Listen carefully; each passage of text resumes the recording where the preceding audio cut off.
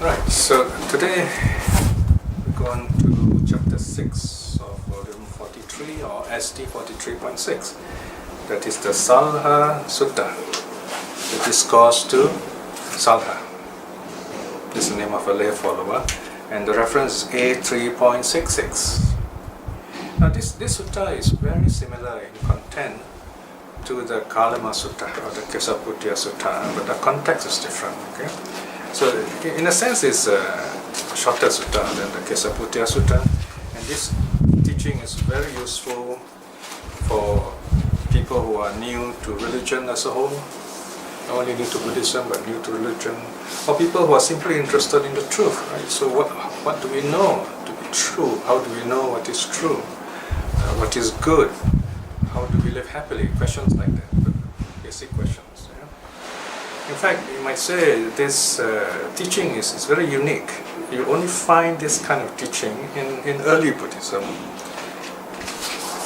Before that, let's introduce the main characters in this sutta.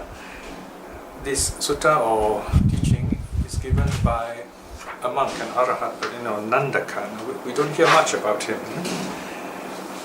He is well known. He's the foremost amongst the monks who teach the nuns, who instruct nuns, by the way. So here he's teaching two young people.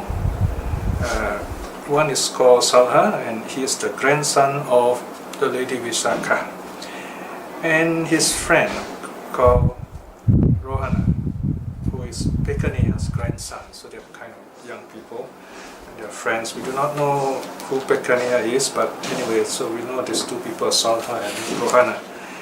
But what's important is we want to know the teaching. So the translation starts on page 100, page 100. Yeah? The discourse to Sāḷha. Okay.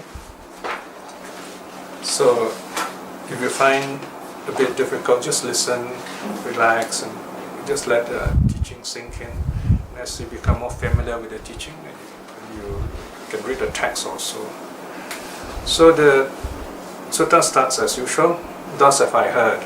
Right, Ananda is the Buddha's personal attendant, says this is the teaching he has heard from the Buddha.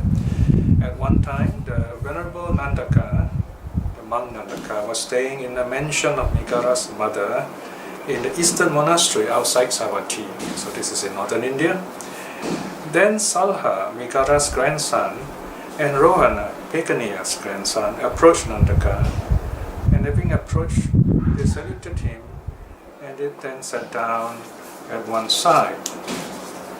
Seated thus at one side, the Venerable Nandaka said this to Sāḷha, Migāra's grandson. So here we find the monk Nandaka initiates the teaching because he feels that these two young people are ready to listen. So this is the teaching he gives them. This is the instruction. Okay.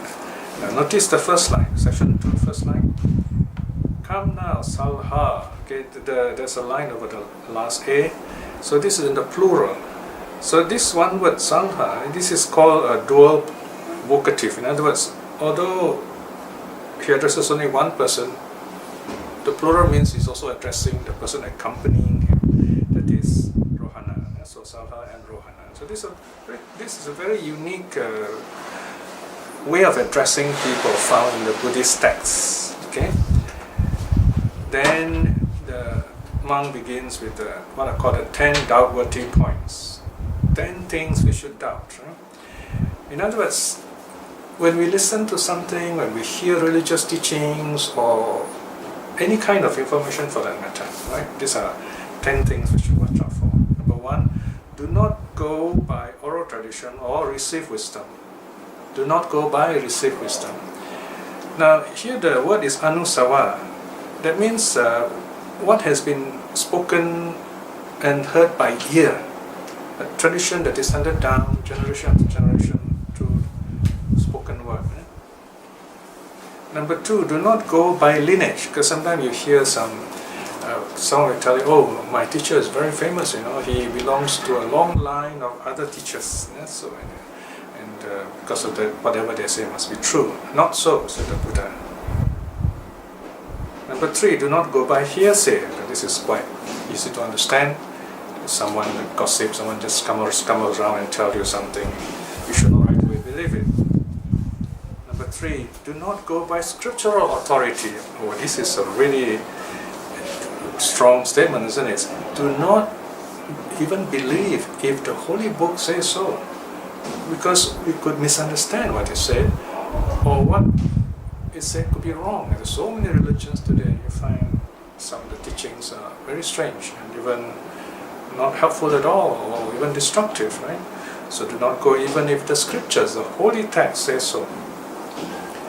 Do not go by pure reason, right? Not everything can be reason, right? Reasoning means you use thinking. Reasoning works with computers. That's fine. But human beings don't always use reasoning. Although reasoning is an important part of our lives, yes, but if you examine your life, you find we feel more than we think. For example, when you decide to come for meditation, do you think about it, or you feel like coming? You feel something is good, you do it. When you go shopping, you don't really think. You feel, right? So feeling is a very important aspect. Happiness is a feeling.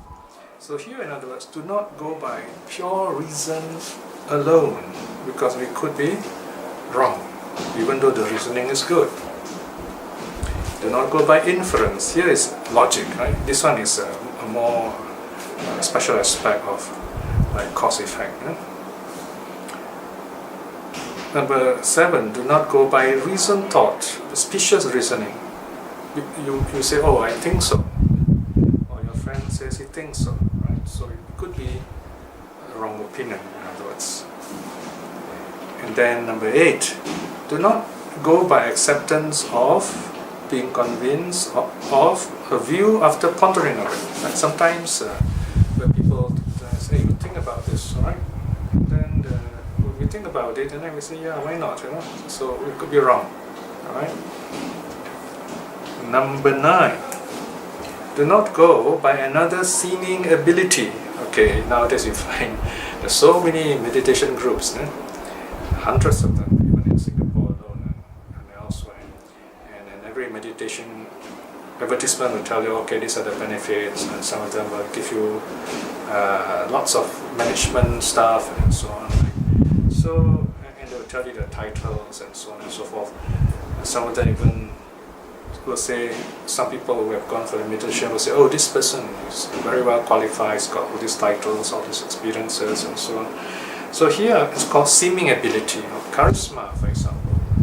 We could be wrong, that's the meaning. Yeah? Don't take it on just this idea alone. Investigate further. Number 10, do not go by the thought, this recluse means a holy man, is our teacher, or this person is our teacher. Or this recluse or this holy man is respected by us. There's two ways of translating this.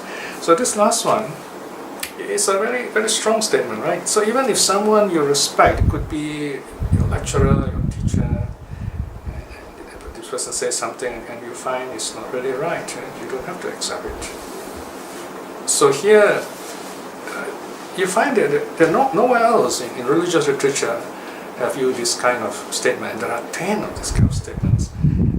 The Buddha, these are the Buddha's teaching, by the way. It's telling us, in other words, to really investigate. Don't take things for granted.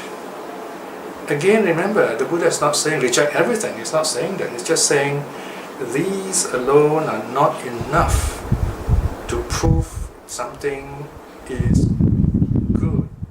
Right? Now, we're not saying what is right, what is wrong. Something can be right, something can be wrong, but they're not necessarily good. What is important here is whether these things are good for us. Are they wholesome for us? Are they helpful to us? So this is where it's Nandaka now continues. And the structure actually is very similar to the Piya Sutta or the Kalama Sutta. So in the next section, 2.2, Nandaka, the monk says, when you, Sāḷha, know for yourself, notice, you know for yourself, personal experience. For example, you sit down, you meditate, you feel peaceful, right? So you know for yourself. These things are unwholesome, these things are blamable, these things are censured for the wise, censured by the wise. These things, when undertaken and practiced, bring about harm. Right? Notice there are 4 things here. Unwholesome, that is not helpful at all. Blamable, you'll be blamed for it. But 3, those who are wise, who are also good, will tell you it is wrong. And then it brings about harm and suffering, it brings pain. Okay? Then Sāḷha, you should abandon them. Okay?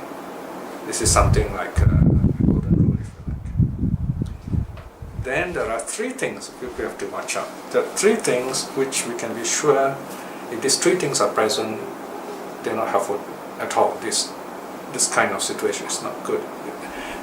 The situation is rooted in greed, hate, delusion.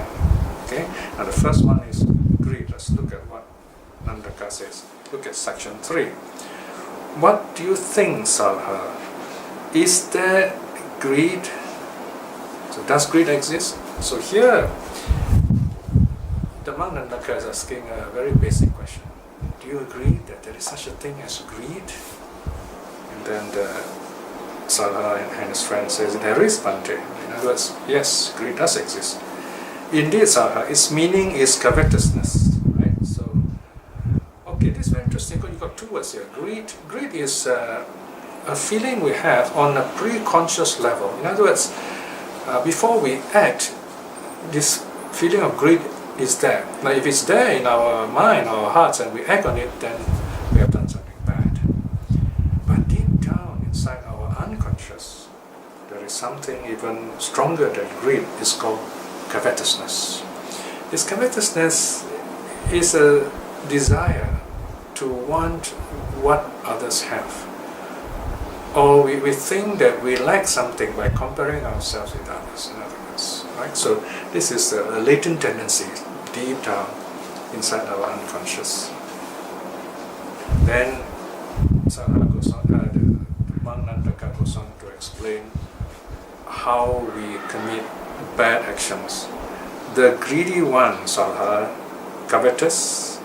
Okay, notice the greedy one is filled with desire to want things, destroys life, kills, in other words, steals, and goes after the women of others, commits sexual misconduct, in other words, and utters falsehood. Okay, these are the 5 precepts.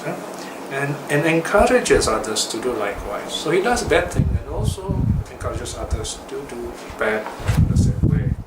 This leads to his harm and the suffering, and suffering for a long time. Only 4 precepts mentioned. Something drinking is not mentioned here, but it's included. Okay, because sometimes 4 precepts are mentioned. It's understood that it should be included. Maybe we should make a note there. No? That is.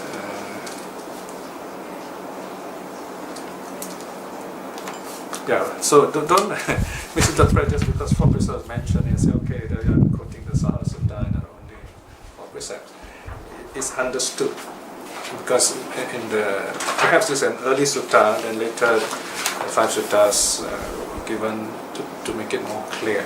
But in the Sāḷha Sutta, for example, it's very clear that the drinking is wrong. And then next, section 4, next page. So just now we have dealt with greed. Okay, that's the first root of bad action, the motivational root. Okay, in other words, whenever we do something bad, it is either because of greed or hate or delusion. So now we go to number 2, hate. Look at section 4. What do you think, Sāḷha? Is there hate? There is Bhante. Bhante means sir. Indeed, Sāḷha, its meaning is ill will. Right? So hate is on the pre-conscious level. Before we act, if we have hatred or anger, then it's a bad act. But deep down inside, there's something called ill will. This is even stronger. So here the monk continues, Nandaka continues, he says, the hateful one, Sāḷha, with a heart of ill will. Right? Heart of ill will means bad intention. Destroys life and steals, and goes after the women of others and utters falsehood, and encourages others to do likewise. And this leads to his harm and suffering for a long time. So this is the second root, right? Now the third root, delusion. What do you think, Sāḷha? Is there delusion? There is, Bhante. In Indeed, Sāḷha, its meaning is ignorance.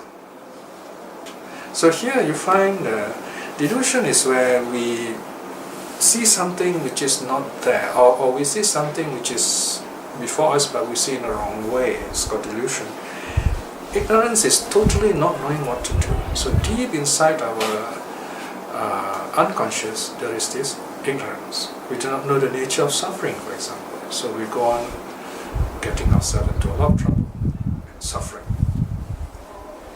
So here Nandaka continues, the deluded one, Sāḷha, gone to ignorance, destroys life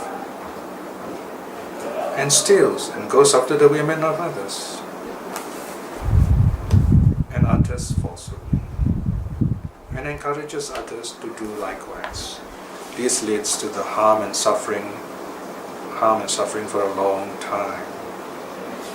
Okay, so here what Nandaka is saying is, okay, you have these 10 things you must watch out. And the next thing is, so the real thing you should ask yourself is, this thing, is there greed, hate, delusion in it or not? If there is, then it's not helpful. Right? So this is reaffirmed. Look at number 6. What do you think, Sāḷha?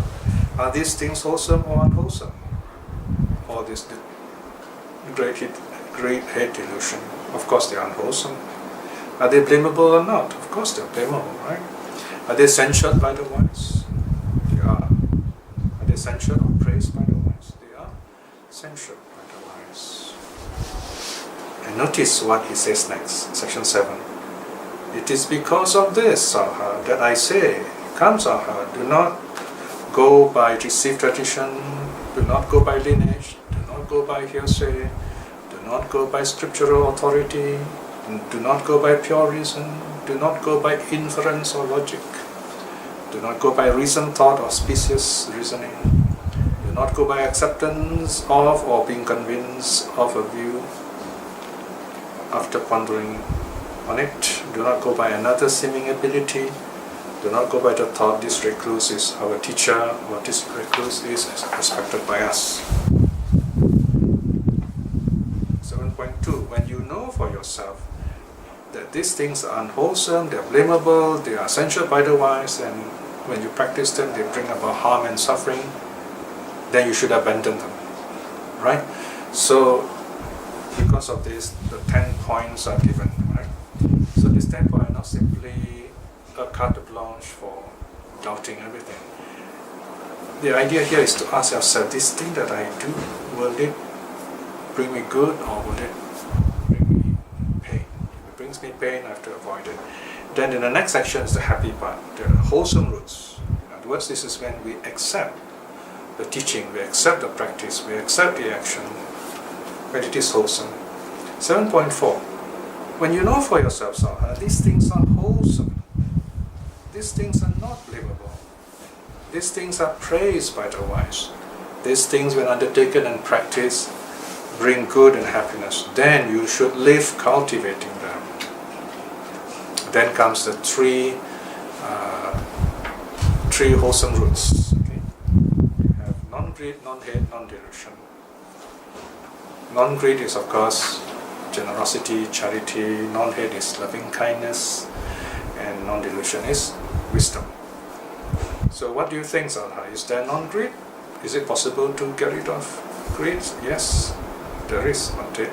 Indeed, Sāḷha, its meaning is non-covetousness. Non-greed means non-covetousness. This person without greed, Sāḷha, is one free from covetousness. Does not destroy life, does not steal, does not go after the women of others, does not utter falsehood, and encourages others to do likewise. So he himself keeps the precepts and encourages others also to keep the precepts. And then same thing with non-hate. In other words, this person has loving kindness and he has a heart of non-ill will, a heart of loving kindness, and similarly he keeps to the precepts. Does not kill, does not steal, does not commit adultery, does not lie, and also teaches others to keep the precepts. The next page. The third wholesome root is non-delusion or wisdom. Similarly, someone with wisdom, it's called knowledge, so it's another word for wisdom. This person without delusion, Sāḷha, is endowed with knowledge. It doesn't destroy life, it doesn't doesn't go after the women of others, doesn't utter falsehood, and encourages others to keep the precepts too.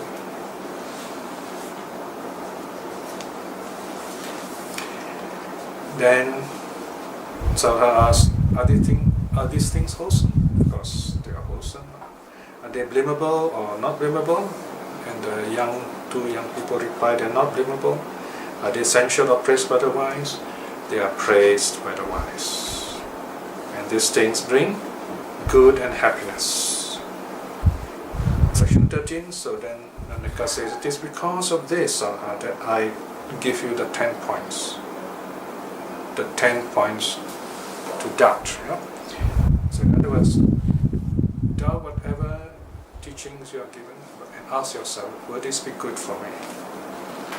And then comes a new section. This is the part on meditation, divine abode. This is 4 kinds of meditation on loving kindness, compassion, gladness, and equanimity. Look at section 14. Then Sāḷha, that noble disciple, thus free from covetousness, free of ill will, without delusion, fully aware, ever mindful. So okay, this was partly preparing for meditation. Right? So when we clear away all these wrong ideas and we have conducted ourselves in the proper way, we have kept the precepts, so we are at peace with ourselves, our body and speech are at peace, then we are ready for meditation. So the first one on page 104 is loving kindness. He dwells pervading one quarter. One quarter means here the front, with the mind of loving kindness. So we say, may all the beings in front of me be well and happy. Likewise, the second quarter is the right hand quarter, and then third quarter is at the back, fourth quarter is on the left. Thus above, below, right? Just now we close our meditation this way, remember? Above, may all the beings above be well and happy, all the beings below be well and happy. So imagine you are, so this is where you have a very interesting idea here. You see, 2,500 years ago, the Buddha is telling people then, show your loving kindness everywhere in the universe. So it's like, here we are on earth, and then we are sending our loving kindness in all directions, above, below, and across. Notice it says in between, and then everywhere, the whole universe. And then finally, and to everyone as well as to himself. And don't forget yourself. Okay? Bring back the loving kindness to yourself also. He dwells pervading the whole world with loving kindness.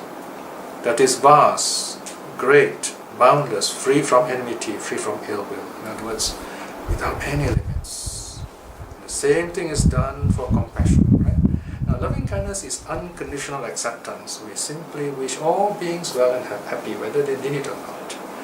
Compassion is where we show our kindness to others, even when they don't deserve it, especially when they need help. So we wish them well and happy. So this is, in other words, we don't just meditate on this, we also act on it.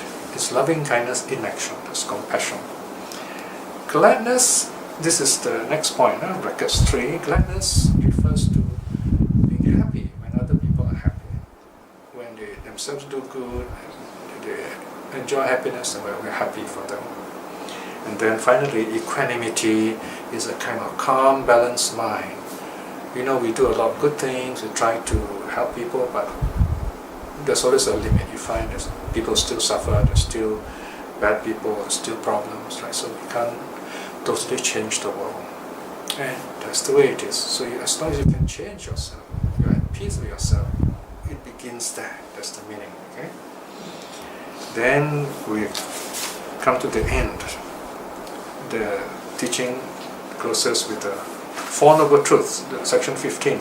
But here the Four Noble Truths are listed in a very unique way, very special way. This is how Nandaka presents the Four Truths.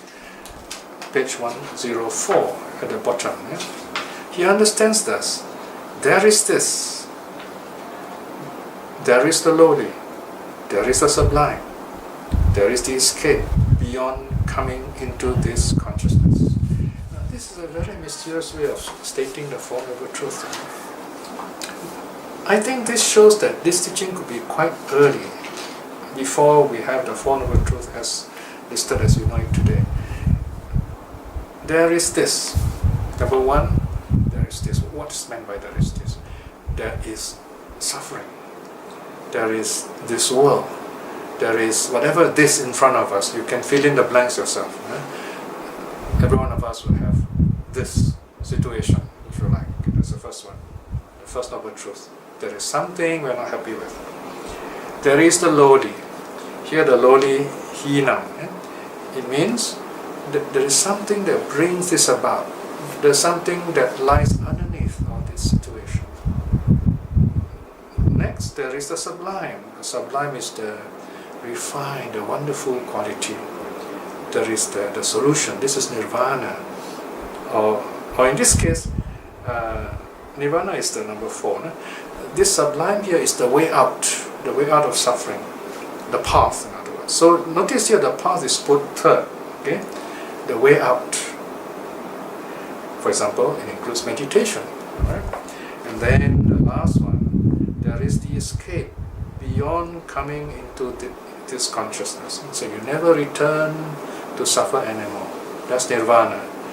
So here we have a very interesting arrangement of the Four Noble Truths in terms of a natural progression. You have suffering, the cause or arising, and the path, and then the ending. Okay? Later on, this Four Noble Truth is reformulated with the last 2 stages, kind of switch around. You know what is suffering, and then you work on the arising of the causes, and then there is the goal, that is nirvana. And to gain nirvana, you got to practice the Four Paths. Right? So this is the teaching approach. So this is what we often see today in terms of the Four Noble Truths. And then section 16, the teaching goes higher here to the attainment of arhathood. In other words, if you follow this Four Noble Truth completely, you understand it fully. When he knows that, he sees that, then the mind is freed from the influx of sense desire. The senses don't control this person anymore. He's free from desires through the senses. His mind is free from existence, normal, being born to suffering. The mind is freed from the influx of ignorance. Notice there are only 3 influxes here, right? Later there are 4, especially in the Abhidharma tradition. Once these 3 influxes are destroyed, that means this person is an arhat, like the Buddha, completely free from suffering, awakened. When it is liberated, notice it. When it is liberated, what is the it here? It's the mind, okay? There arises a knowledge, it, the mind is liberated. Destroy this birth, the holy life has been lived. What needs to be done has been done. There is for me no more arising in any state of being. He understands. Previously there was greed in me. That was unwholesome. Now there is none. This is wholesome. Previously there was hatred in me. That was unwholesome. Now there is none. That is wholesome. Previously there was delusion in me. That was unwholesome. Now there is none. This is wholesome.